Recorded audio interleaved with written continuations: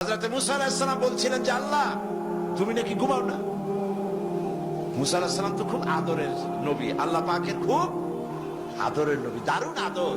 আল্লাহ পাক বলছেন মুসা আমি তোমারে আমার জন্য বানাইছি। সুবহানাল্লাহ।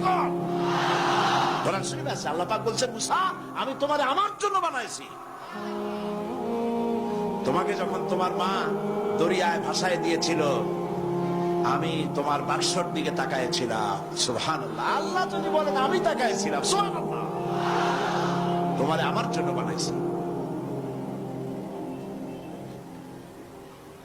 সুতরাং হযরত মুসা আলাইহিস সালাম তিনি বলছেন আল্লাহ পাকের খুব আদরের নবী, তো আল্লাহ তুমি নাকি ঘুমাও না। আল্লাহ কয় তুমি বিশ্বাস করো না।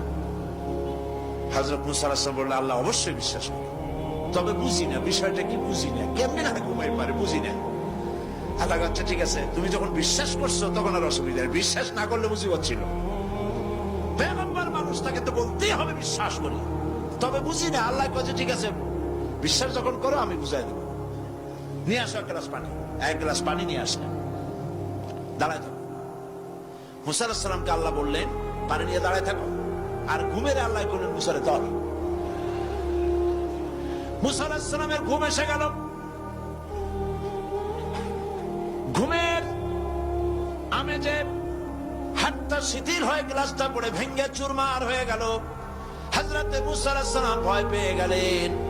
আল্লাহ পাক শোনায় দিলেন ভয়ের কোনো কারণ নাই, একটা পরীক্ষার জন্যই দিলাম, তোমার বোঝার জন্যই দিলাম।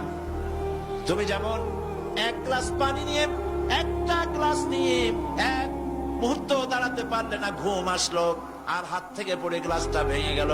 মুসারে তুমি বুঝে নাও, তুমি জেনে রাখো তামাম সৃষ্টি জগৎ তোমার আল্লাহ আল্লাহ রব্বুল আলামিনের হাতের মুঠার মধ্যে রয়েছে। আল্লাহ রব্বুল আলামিন যদি ঘুমায় যান এই পৃথিবীর আকাশ এবং জমিনের সব ট্রাফিক